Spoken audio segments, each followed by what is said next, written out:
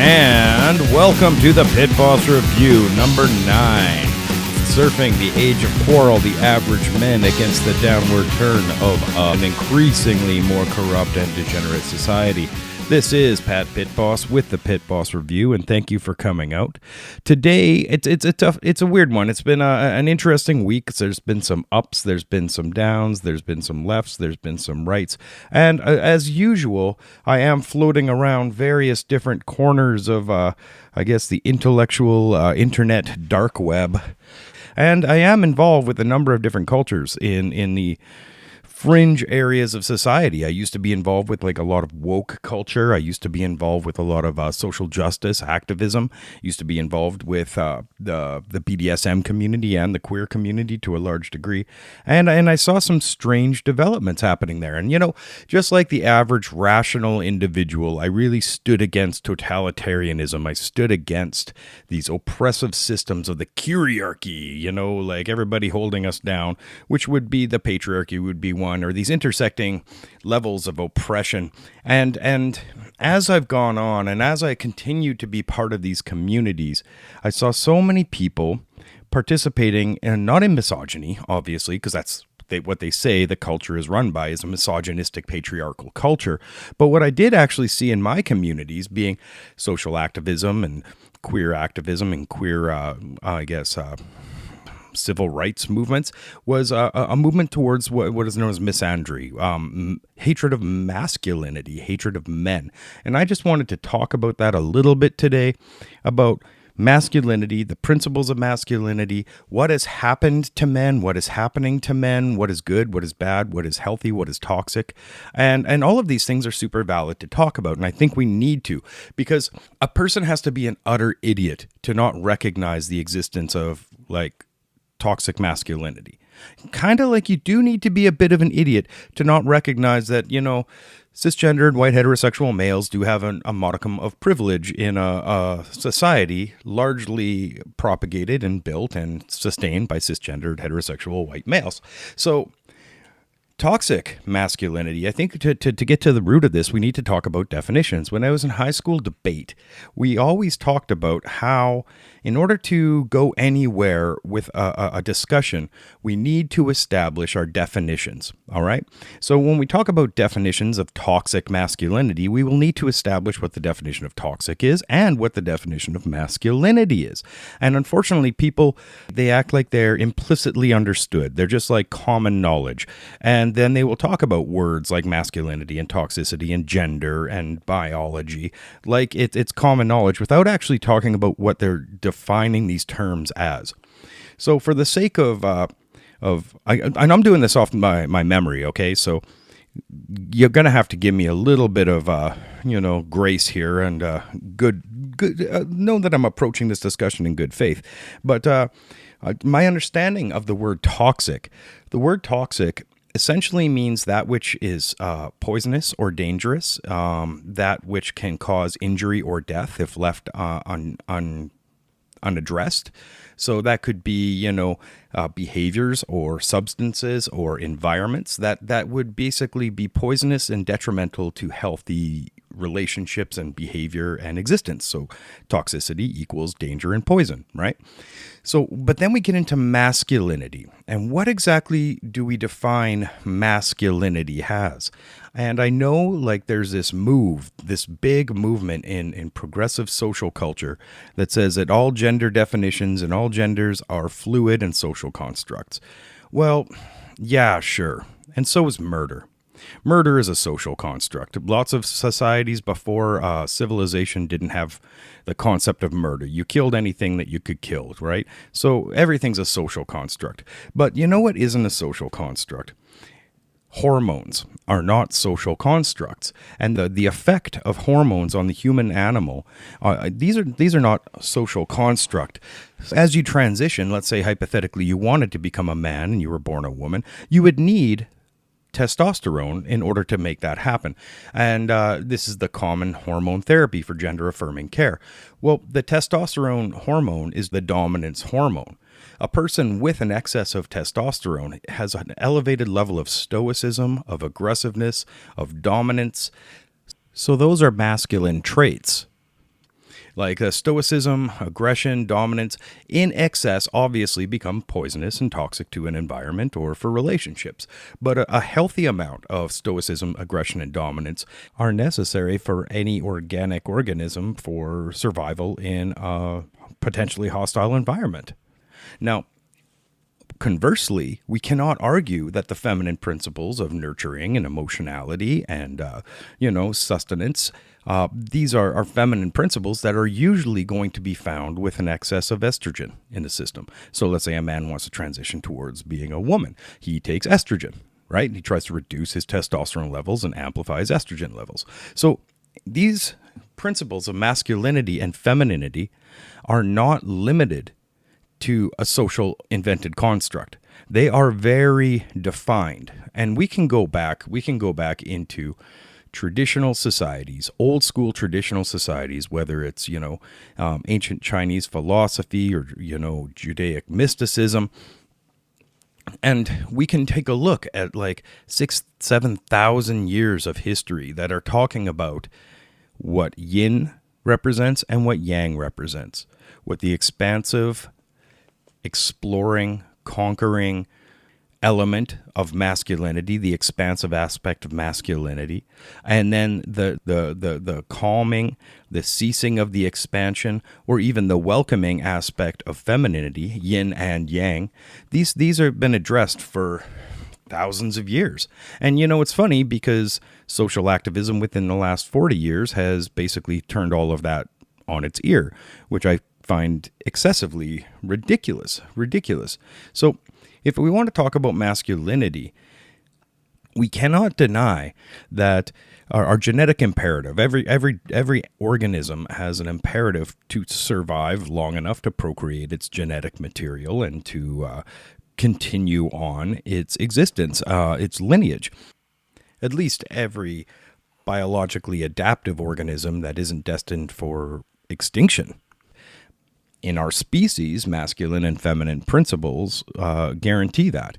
In pre-colonial tribal tradition, the idea of the man or the masculine roles or the blue jobs were to hunt and to conquer and to protect and to provide.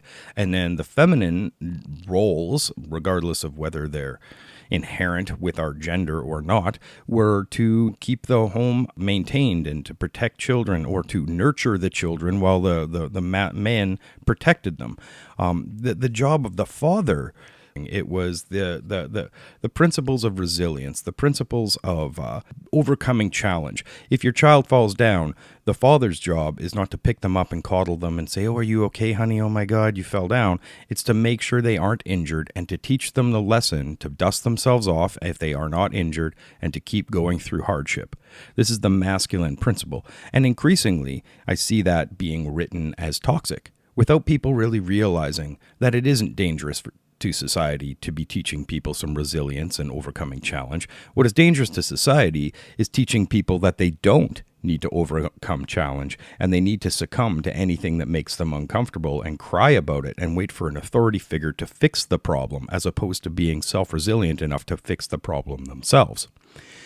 So, a positive masculinity, I guess, would be that which allows a young man or a father teaching a young man about the principles of providing for your family, accepting responsibility, protecting, preparing for negative potentials, as well as a man who can necessarily put these forward, again, intercultural, interspecies displays of worth.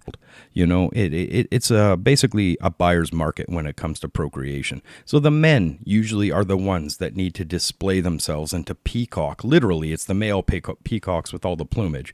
They're the ones that show their fancy nest they built. They're the ones that do the dances. They're the most brightly colored ones in order to show prospective mates what they have to offer. And if they don't have anything to offer, I guess they end up being what nature calls incels, and their genetic makeup doesn't get carried over. So I tend to think of, and I got this in Japan, I brought this back from Japan, the idea of the Western idea of what a man should be largely involves, things like hunting and fighting. It's kind of got like the military archetype, the warrior archetype as being what a man should be. And I guess there is elements of that, although I really relate to the Tao Te Ching, Lao Tzu, when he pointed out that like entering a battle should be like entering a grave or a funeral. You don't want to do it. It's the last option. But as a man, entering into the challenge of what the Japanese would consider a masculine archetype of being a firefighter is a totally different element. That is the protection. It is using your resilience and overcoming challenge and your stoicism in order to do what must be done for the benefit of the greater good. And that self-sacrifice element. So me being a tattoo artist, and a lot of my history in my tattoo trade has revolved around Japanese tattooing, it's interesting to note that some of the first people that ever got tattooed heavily in Japan were firefighters. Because if you can imagine in like, a pre-colonial version of Japan, everything is built with paper and wood. What kind of character you would need to have in order to be ready to run into a burning building made of paper and wood with buckets of water trying to put that out. So these men, what they actually used to do is they had these huge quilted coats, and they would soak these coats in water, and they would run in with these soaking wet coats to, try and put out these fires. And a lot of times, just like totemic images were embroidered on these coats, like water and dragon, which is the water protectors. And eventually, these men, because they were men, they were facing danger for the greater good to protect the helpless, which to me is a very positive aspect of masculinity. These men would take their soaking wet coats off, and eventually some of them would like have those same images tattooed across their back. So the firefighters were the first ones to say, oh, I've got all this water tattooed on me, and I've got this dragon protector dragon tattooed on me because I am a man and I represent masculinity in the version that I protect the helpless. I help those that can't help themselves. I am willing to stand in the way of harm and chaos for order and safety for my community as a man. Now, the idea, I guess, in more toxic cultures or honor-based cultures, is that your honor is very more important than the community good and safety of those that can't protect themselves. There's this really good book, The Rise of Victimhood Culture, Microaggressions, Safe Spaces, and the New Culture Wars, by Bradley Campbell and Jason Manning. And in this book, he discusses the aspects of three different cultures. There's an honor culture, a dignity culture, and a victimhood culture. I prefer to have different terms for them, but I'm just going to go by with what this book talks about. And he pointed out, when we live in a society without a large overarching rule of law, we live in largely, most cultures in those situations are called honor-based cultures or honor cultures. And an honor culture, your reputation and your ability to defend your property and reputation are paramount. And if your reputation or your property is damaged, you are honor bound to protect it. You are honor bound to resolve the problem, usually by violence. And so in cultures with little rules of law or little rule of law, or in cultures where this is a predominant, I guess, ethos, where you have things like honor killings in the Middle East. You have, or gang culture in the States, when you have people that are quite willing to shoot each other over perceived slights. You see this a lot, honor-based cultures in prison systems, in the underground communities, where it's like, if I feel that you are insulting my reputation, I have an obligation and a right to hurt you physically. So an honor-based culture is that. If I feel challenged, I attack you, and the stronger man wins. I guess, Sparta would have been very much an honor-based culture. Now, as the rule of law and as civilization progresses, we move towards what is called a dignity culture. Now, if two people have a disagreement, ideally, maybe with the help of a mediator, they can resolve their situations without need for violence. So two people can have dignity, they can have self-esteem, they can communicate without the need for violence. So this is a less of a hyper toxic version of masculinity. It's more of a balanced humanity when two people can say, hey, this is our disagreement. Let's have a discussion. And if it gets to the point where we cannot have a discussion, civilized discussion, we will get a mediator involved and we can figure this out without the need for violence. Great. But then when the culture moves towards an increasingly overprotective version of an authority like policing or academia, like where teachers are authority figures, or in any civilization where the individuals have less and less control over their engagement with each other, we see what this author described as moving towards a victimhood culture where people are no longer even able to have a civilized, dignified conversation with each other about conflict, and they insist on a parental ruling authority figure to come in and mediate. And if they cannot find a parental ruling authority figure to mediate, they tend to basically gather up a posse and get everybody with a system of character assassination and slander and online opinion shaming. And that is how they resolve their problems, is by passive-aggressive bullying. So that's what this author calls a victimhood culture. I call it more of an authority-based culture. So you have an honor culture, a dignity culture, and an appeal to authority culture, or appeal to the mass authority. Because a victimhood culture, according to this book, also largely depends on the narrative being one person's narrative being put forward to a large group, and the one that can garner the most sympathy gets that group to make a public attack against the individual. So that's a lack of dignity. Now, I characterize each of these cultures as being, you have a toxic male culture, which would be an honor-based culture. If I feel insulted, I will attack you. And then you also have a toxic feminine culture where it's like, I feel insulted, so I'm going to slander and I'm going to character assassinate you. And then in the middle, you have the dignity culture where two individuals can have a rational discussion. And God forbid you can't come to a conclusion because you're having a dignified conversation. You might get a mediator involved. Now, what I'm seeing increasingly online is, I think we can all agree that we have moved away, short of really toxic environments, we have moved away from an honor-based culture where I have the right to attack you if I feel slighted. But we have moved past the point of a dignity culture into an area of toxic feminine, where we are moving into a slander culture, a cancel culture, where people believe any masculinity is toxic by default, and they haven't even looked at what a positive element of masculinity is.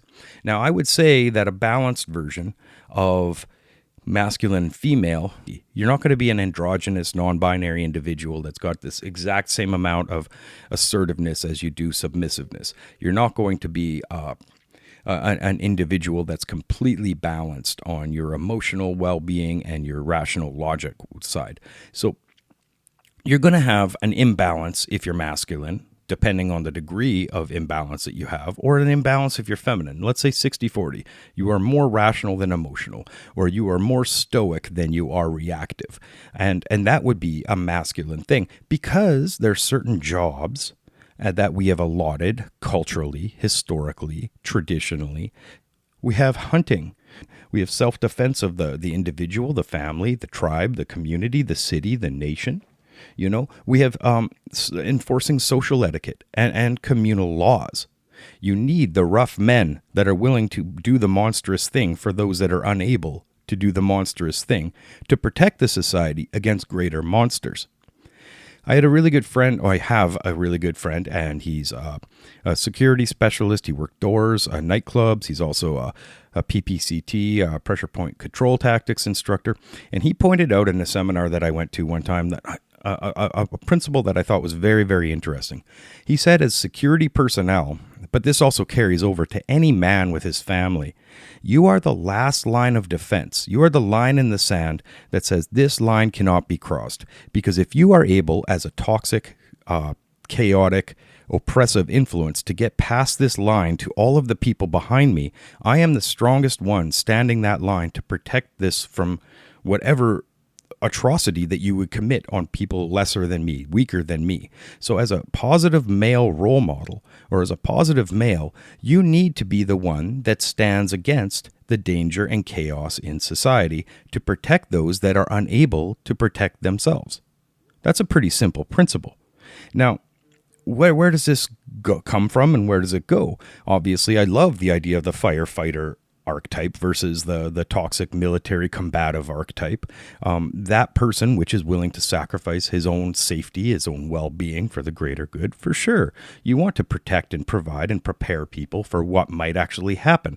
You don't want to victimize or to steal or to underprepare people, because that isn't what a man is supposed to do. And this, when I say a man, this also carries over so much to fatherhood, and it does. And I think that's a very important principle that a lot of people don't talk about. Is it's not necessarily a cultural attack on masculinity, but, and this is a big but, people, there is a concerted effort to denigrate fatherhood, to denigrate families, to reprogram how parents raise children and what a man is supposed to be, when we aren't talking about what a man is supposed to be. We use these big words like patriarchy oppresses. Well, yeah, that's, to a degree, it has. But it's also oppressed men. That patriarchal, that toxic element of masculinity has also oppressed men for millennia. The black feminist author Bell Hooks, she talked about this. I forget the exact quote, but I'll try and do it off memory. She says that women are not the first victim of patriarchy. The man is, who is forced to be emotionally castrated and not be in touch with his emotions. And you can guarantee that there will be a cadre of other toxic men willing to enforce the rituals of dominance to keep a man castrated from his own emotions. So I think that's super valid. Men are as much a victim of this society as women. But the dominant narrative is that all men are toxic by nature, that masculinity is toxic by nature. Or, God forbid, masculinity doesn't exist and it's just a fluid concept that is unrealistic. And I think that is one of the most ridiculous narratives ever. So this movement against family, this movement against mother and father, male and female, mom and dad, this movement against that towards we co-parent, this is the birthing person, like that shit's ridiculous. And I do stand against that. I think there's an agenda behind it, and I think that some individuals somewhere up the ladder are incentivized by dismantling those programs. Now, to me, I've been talking about this a while. If we want better men, we need men to be talking to men about how to be better men. Now, I don't know more than let's say, the Indigenous community in Canada wants to hear about how to be better Indigenous people from, like, the white settler people in Canada. How about men talk about how to be better men with other men? That'd be a wonderful concept. So I'm not criticizing anybody else but myself, because I grew up with a profound lack of what actual masculinity was in my life, because I didn't have a positive role model on what to base what a man should be. My grandfather was removed from me when I was young. The person that replaced him with as my father wasn't necessarily the best role of, I guess, what a man should be. You know, nobody ever taught me things like weightlifting or survival skills or cooking or self-defense or stoicism or social etiquette, how to run a business, how to maintain a car, how to repair my home. These things I had to figure out. The little that I do on my own, or a couple male mentors I have shown me a thing or two. And luckily, I've got a community of men that are actually really good at this stuff that I can bounce ideas off of or ask for help, which is another challenge for me as a man. And these people are luckily evolved enough to not mock me for not knowing it. And these are good things. And I think we need more men like this in our lives. Now, I think it's also important for us as men to recognize the huge epidemic of deadbeat dads. I see so much of it. I've tattooed them, these guys that are complaining about being forced to see the children they created.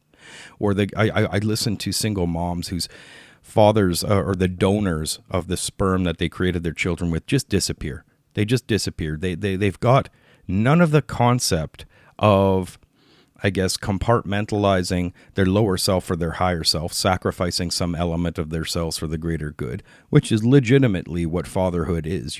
Or any parenthood. You will put aside your childish nature for the grown-up nature because now you have a child to take care of. So the movement of fathers or men or boys, that's more accurate, boys that are obsessed with sex, maybe due to a culture that has made us intentionally obsessed with sex, these boys that go and they impregnate a girl, then they disappear because they don't want to go through the hardship or the uncomfort of raising a family anymore. The institution of marriage means nothing anymore. And I really, really believe this, and I know I talk about it to the point of nausea. So we're living in a time where we meet somebody and we find them sexually attractive. So we play whatever games we can to get laid. And then once we get laid with this person, we decide whether or not we want a relationship with them. And maybe after fucking them, we get in a relationship for a little while. And then boom, oh no, you're going to have a baby. Well, where should we go with this? Should we take, now that we've created another life, should we allow the life to come into this world? Should we have this baby that we didn't plan for because we have completely inversed the natural order of things? Okay, so we have this baby, but I don't love you and I never did. I just really liked having sex with you, so I'm not going to stick around because now this is inconvenient. And then you have a child that is part of a generation being raised without fathers or any masculine role models.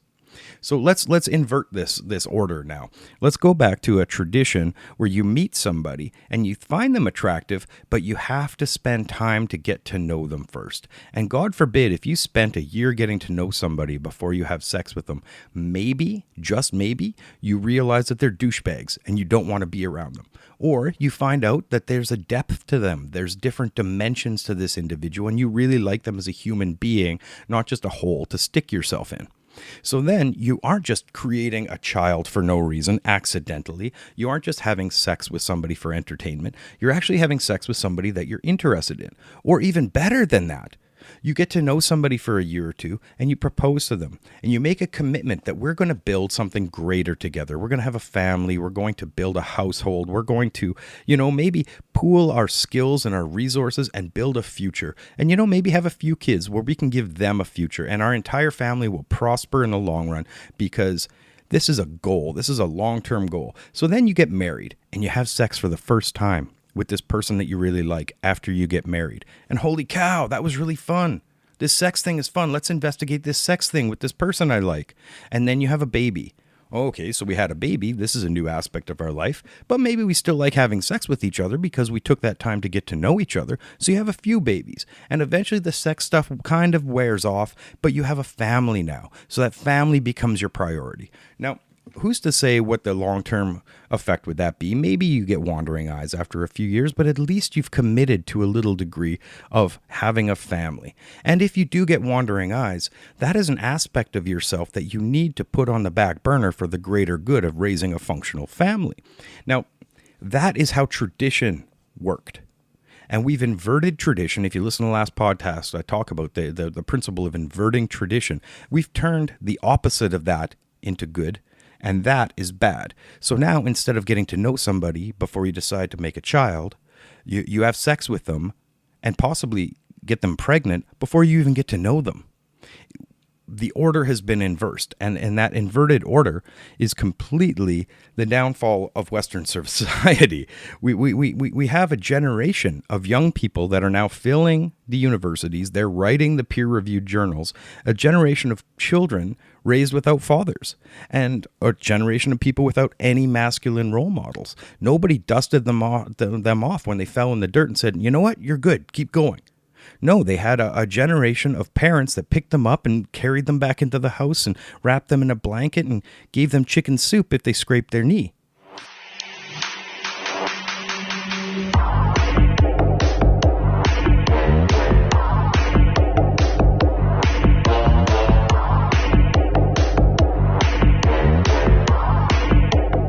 And then the peer-reviewed journals, the academia, the social psychology, the liberal arts are all written by these twisted versions of what masculinity actually is.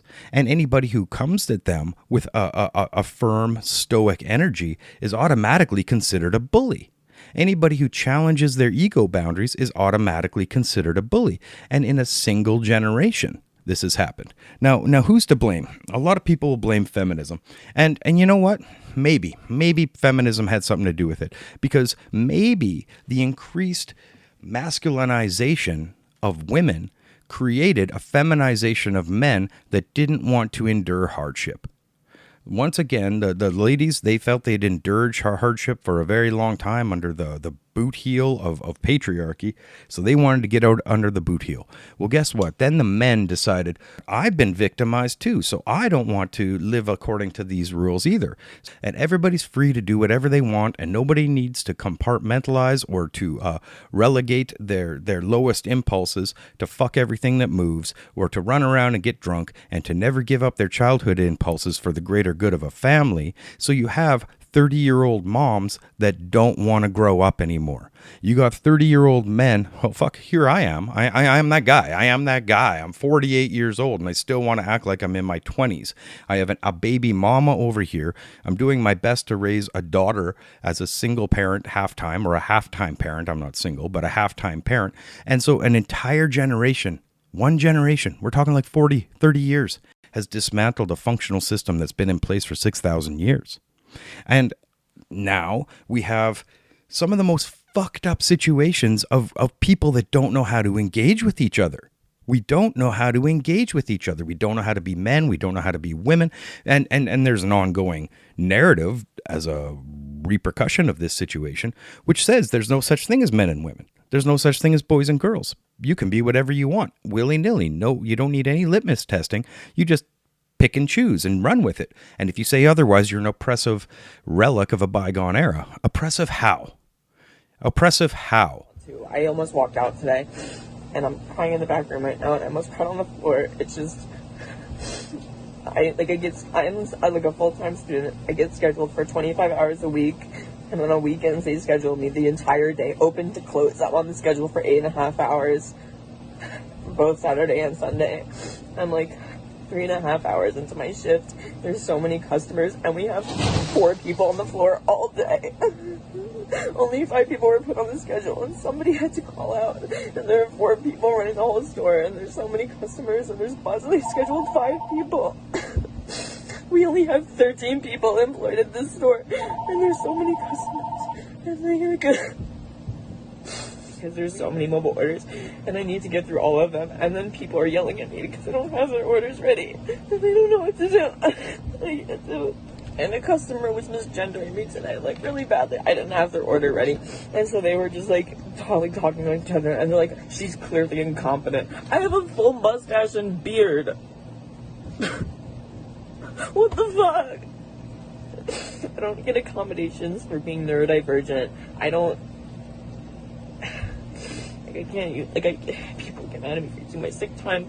I don't even know what to do anymore. Because it wasn't that long ago that a single breadwinner in a family could afford to feed that family, have a vehicle, pay for a house, pay all the utilities, pay for all the groceries, send those children to college with an average job. He didn't need to work 2 jobs. His wife didn't need to work 2 jobs. They could afford to have 3 or 4 children. That was a generation ago.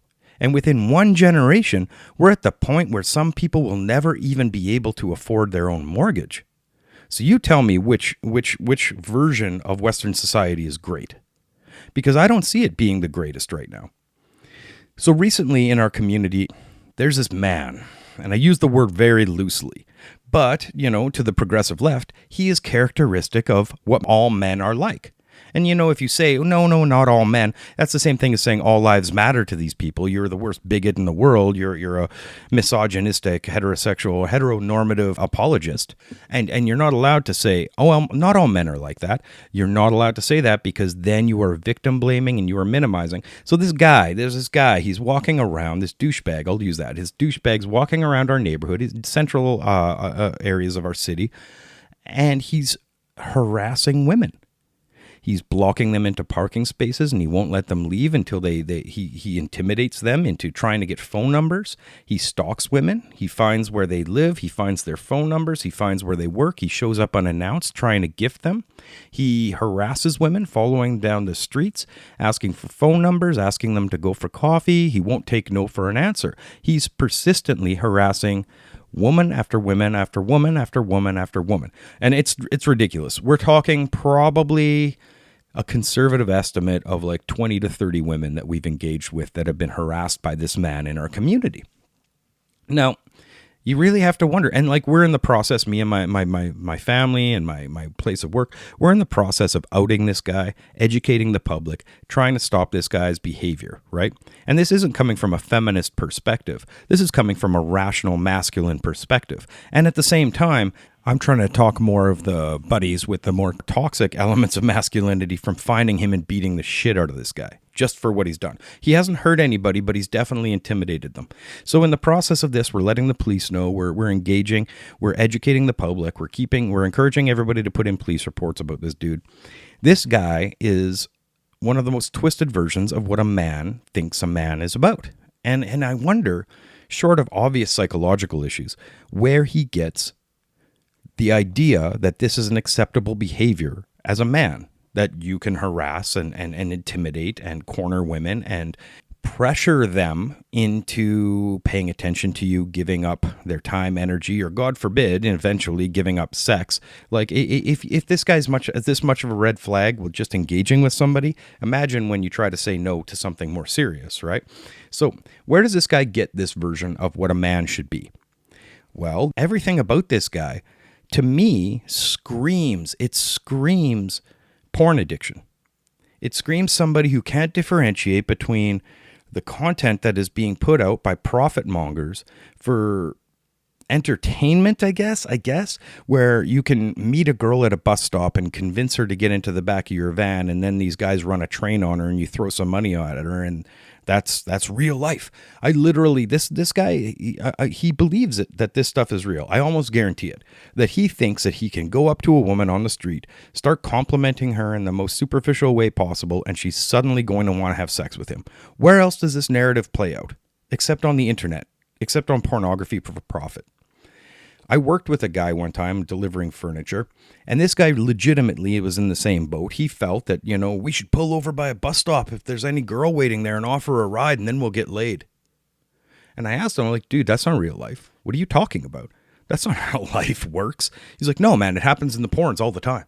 And I'm like, that's staged and paid for and scripted. You know that. Everybody in there knows their role, and they're playing a role. It's acting.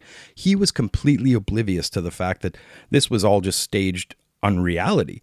He thought that that was how reality works because he's been indoctrinated by this content. So which narrative do we want to go with then? If we want a better society that respects, that builds better men, that respects women as three-dimensional holistic beings, right? With spirituality and intellect and emotional depth, as well as a physical presence. If we want to respect people as being holistic, we need to stop consuming and encouraging to produce content that removes that humanity from people, wouldn't we? Doesn't that just make sense? So you can't have it both ways, people. You can't say that sex work and pornography is a positive impact on society when quite obviously it is creating people to have misogynistic, objectifying attitudes towards women. Which one do you want? Do you want to stand against objectification and violence against women, or do you want to stand for the right for women to objectify themselves and encourage a desensitization of them? So I'm at a weird point because this dude that we call him the Broadway creeper. The Broadway creeper is a perfect example of a society created by a tolerance without limit, where we say, you do whatever you want. Porn is an acceptable way to make a living. You're 18 years old, go sell vagina pictures online to 45-year-old men. It's great. And what happens when those young boys that are also 18 grow up and they're like, wow, this is how I treat women because they just want, $40 and then I can do whatever I want to them. That attitude needs to be changed. You need to stop encouraging and consuming content that encourages misogyny. But at the same time, the feminist current has turned in the last 30 years from being anti-pornography to I can do porn if I want. Well, how did that happen? How did the basic principle of pornography is exploitive and dangerous to society because it objectifies women and turns them into two-dimensional objects? How did that narrative shift into producing pornography is totally acceptable as a occupation for women because they've got a right to choose whatever they do with their body, regardless of the consequences of how it affects womanhood or society in general? Well, I guess we have to ask the question, who profits from it? Who is profiting from this narrative? And are these people somehow able to change the propaganda to tell young women that this is empowering versus this is disempowering? This is actually toxic for you. It's toxic for society. It's toxic for men. It's going to create deadbeat dads that want to fuck everything that moves. No, we don't talk about that stuff because yesterday's ethics were wrong. Today's ethics are right. So somehow sex work is legitimate work, but objectifying women is bad, but I'm going to start an OnlyFans at age 21, and then I'm going to regret it at 30. And nobody, for some reason, is really clearly saying this. Like, the feminists of the 70s are shut up now. They just kind of threw their hands in the air and retired. And the new feminism, the new social justice woke, is the most confused, deranged, schizophrenic and narcissistic generation I've ever seen in social activism. It's insane. It's insane. They don't understand that they are propagating the exact society they hate. And we're talking to the degree that, like, case in point, a self-proclaimed trans canine woman just recently got banned from OnlyFans, which takes a lot, people. It takes a lot to be banned from OnlyFans. But she isn't banned from Twitter. This woman, she claimed on OnlyFans that she no longer has sex with men because they can't get her off like a dog does. So she has 180,000 followers on Twitter that are subscribing to hear her talk about her dog fucking. And this is the consequence of sex work and a tolerant society without regard to what it is they're actually tolerating. You want people to have the freedom to express themselves without restraint, and that's great. I understand liberty to a degree, but now we're to the point where the limit has been crossed into straight up zoophilia, where people want to have sex with animals. And there's also a culture that's been propagated that purchases this content. She literally sells access to her Dropbox files full of her having sex with dogs privately. Should the LGBT be inclusive of bestiality? I don't even know what that is. With animals. I mean, if that's what you want, then that's what you want. You would accept that? Yeah. And is this the society that the feminists wanted when they say a woman's got a right to choose what she does with her body? And am I an oppressive influence when suddenly I say, that's not right. That's not right. They don't realize that the book burnings happen when you push the envelope so far that the book burnings become inevitable. That if you don't want jackboots on the street, rational people need to stand up and say, shut the fuck up while we're ahead. Rational people need to start culling the irrational and toxic elements of our society before we get to the book burnings, before we get to the jackboots, because if you don't want any authority whatsoever in your life, you're going to have a whole ugly version of it coming stomping after you really, really soon. So my daughter also had this situation the other day, and this has been on my head and made me want to talk about masculinity. So she's got this peer. I hesitate to call this person a friend. She has this peer, and this peer is from another province, and this peer was a young lady who decided that, well, they don't fit into reality, so they must be a man. They must be a boy. And so they go through this transition, and, you know, they've got psychological issues before. Well, lo and behold, their transition didn't fix the psychological issues. When I was on testosterone, I actually had just like a very bad reaction to it, and it gave me just some really terrible mental health symptoms that actually put me in a danger to myself and others. And I was hospitalized twice in like a mental health hospital over this. And like my entire experience with every mental health professional that I had during the years that I was trans, like none of them even mentioned the testosterone might be an issue. And nobody ever brought up that, oh, okay, you're an 18-year-old girl on 100 milligrams a week of testosterone. Maybe this is causing your breakdowns. No, it was just, I was just told I was mentally ill and I needed to be on 4 different medications for life. So my daughter's in school and she's getting Snapchats from this person. And this person is like, oh my God, you were such a good friend to me. Oh, blah, blah, blah. All in past tense. You know, you've always been a great inspiration to me. And my daughter's like, well, what's going on? What's all the pills I took? I won't be around very long. So this kid from another province dumps their suicide attempt on my daughter. So my daughter then runs to the guidance counselor in tears and her teacher, and they finally are able to figure out through Snapchat where this person lives in another province, and they contact the RCMP who do a health and wellness check. And then this person phones my daughter up and starts screaming at her about how she snitched her out, how she is a bad friend now because she cared about the person enough to do the right thing. But it's weird. This person really wanted to be a man. They're on testosterone apparently. But they haven't grasped the stoic, resolute attitude of overcoming challenge and evolving towards a stronger version. The idea of strength culture has eluded these people. The idea of resilience culture has eluded these people. They haven't understood. I get it if you don't want to be the toxic, violent, militarized version of a man, but you should also be able to be the noble, prepared, protective element of the stoic firefighter. So if you haven't gotten your head around what a man is, why do you even want to be one? I remember I had a friend who transitioned, and I'm like, well, man, if you ever, welcome to the party, welcome to being a dude. You ever want to do any like focus mitt stuff, some kickboxing or some weight training, you know, let me know. Like I've worked my way from a pretty femmy guy to a pretty macho example of manhood, if I do say so myself.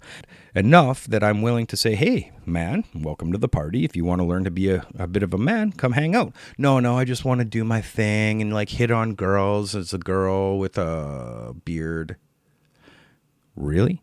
That's masculinity to you? A superficial version of external trappings? Well, is that the same thing with femininity?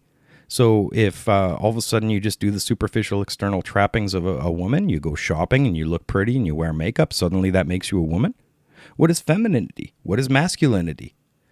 So the ideas of these principal archetypal things have eluded us. We've forgotten about it. We don't want to look at what they actually mean. And sure, they might be a social construct. Cool. You can't just erase it and say it's a social construct and that's where it ends. You need to understand exactly what that social construct entails. And I don't believe it's just a social construct, because we can discuss exactly the effects of testosterone or estrogen on human animal, on any animal. We can look at exactly what these people are acting like that have an overabundance of testosterone to the point where it does become toxic, or if they have a lack of testosterone to the point they become toxic. So if we examine these, we're getting to understand what the principles of masculine and femininity actually are. And why, I wonder why these need to be erased in contemporary society.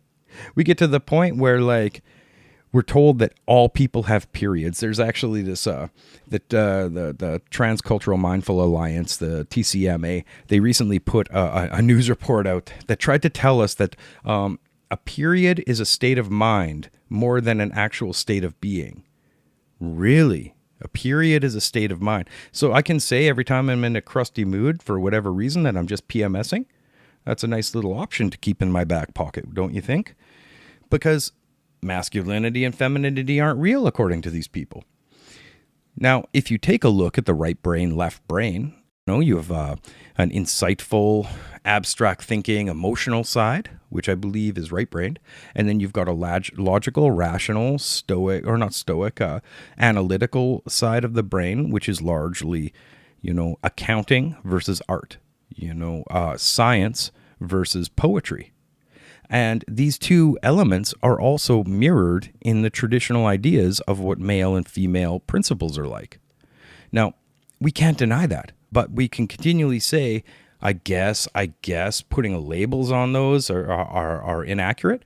Well, maybe to a degree, but largely accurate. If you take 100 men and you compare their common characteristics, largely from testosterone, I guess you could probably also do the study from young age through teens, early 20s into the elderly years. You're going to find a peak testosterone level in their probably late teens, early 20s, and those men are the most competitive, most jackass. Like, to be perfectly honest, let's be honest, they're the most athletic, the most competitive, the most aggressive, the most challenging.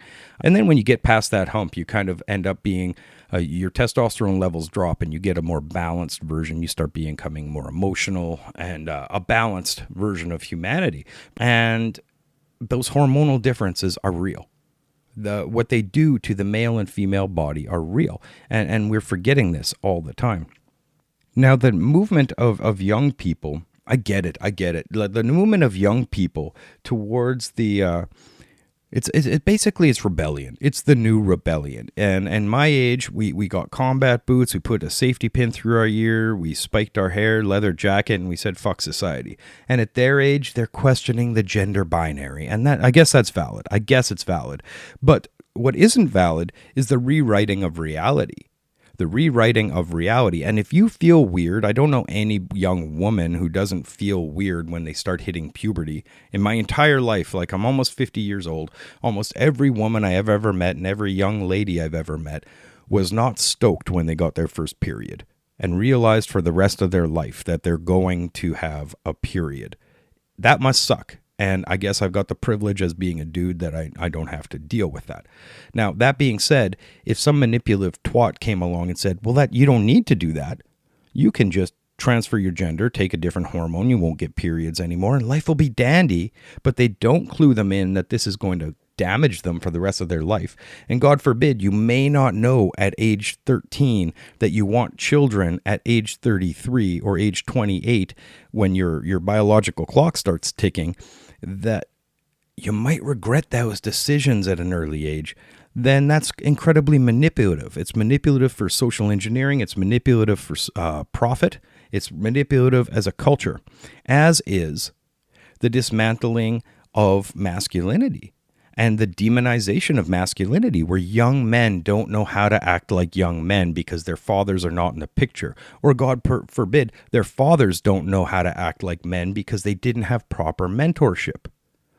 So where do we go from here? What do we do when men don't know how to act like men? Women don't know how to act like women. Hell, women don't know how to act like men, and men don't know how to act like women. This is fucking dumb. I want to scream it from the rooftops. But where do we go from here? I can only speak for other dudes. I can speak as a dude who's done a lot of self-work, who's in the process of doing self-work to be a better man and to change what real masculinity is from toxic masculinity, recognizing the difference between positive and negative aspects of masculinity in myself, change them in myself when and where possible, encouraging my friends to be less violent, be less reactive, be less bullying, and be more protective, and to use that warrior archetype on their internal battles versus the external battles, and try to be better human beings. That is where I feel masculinity could go.